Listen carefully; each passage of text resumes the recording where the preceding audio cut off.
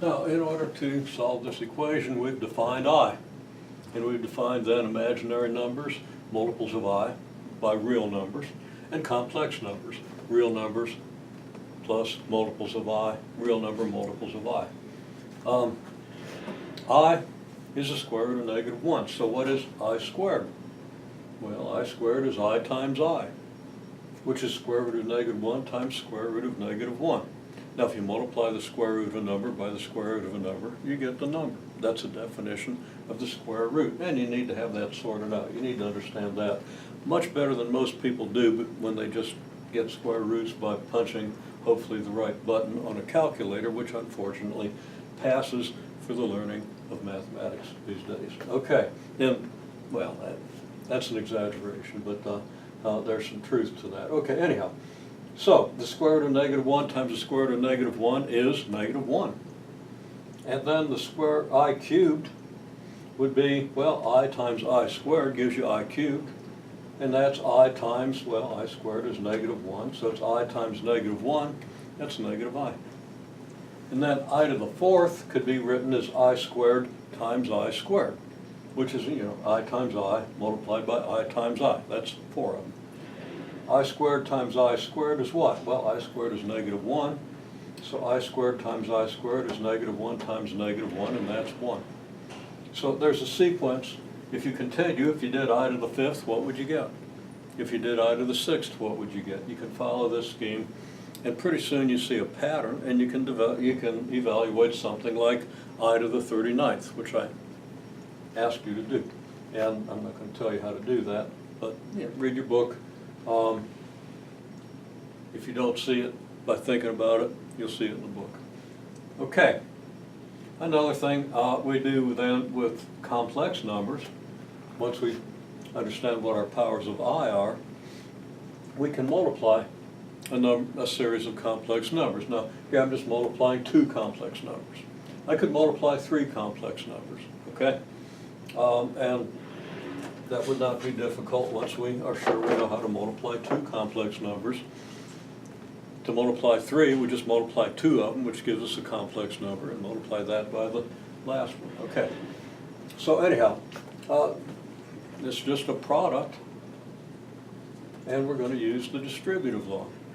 We're going to assume that, well, we're going to define complex numbers and arithmetic on complex numbers so that it has just the same properties as real numbers as far as commutativity, associativity, identities, inverses, and so forth.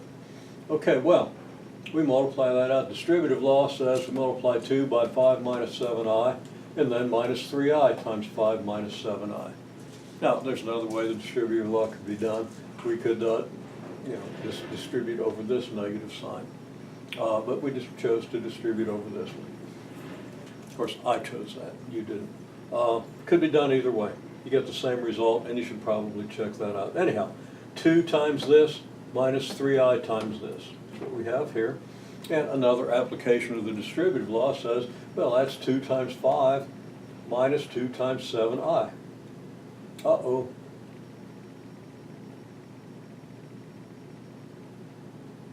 Well, I did something kind of foolish there, didn't I? Okay, that means my whole solution is incorrect, and I'm going to have to correct it. Okay. I got an extra negative sign in there in the process of explaining this. I got careless. I do that too much. So, anyhow, okay, now we have 2 times negative 7i, which we can write as negative 2 times 7i. Okay? Then negative 3i times 5, negative 3i times 5. Negative 3i times negative 7i is negative 3i times negative 7i. Now, 2 times 5 is 10. Negative 2 times 7i is negative 14i. Negative 3i times 5 is negative 15i. And negative 3i times negative 7i, negative 3 times negative 7 is 21. I times I is I squared. Okay, well, these are like terms, negative 4i and negative 15i.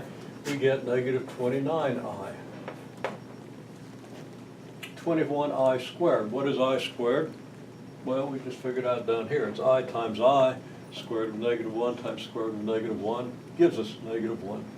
So this is 21I squared, which is 21 times -1. So now we have 10 minus 29I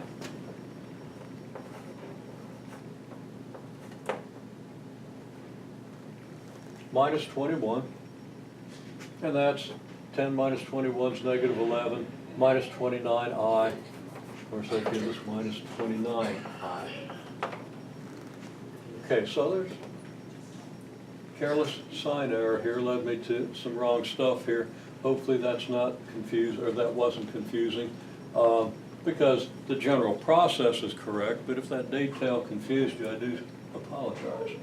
Okay, so, and it could have confused you. You wondered where that extra negative came from? Well, so I always say, keep an eye on it. Okay. That illustrates multiplication of complex numbers, and if you know how to multiply binomials, which everybody does, then that's not particularly challenging. You just got to remember that I squared is -1.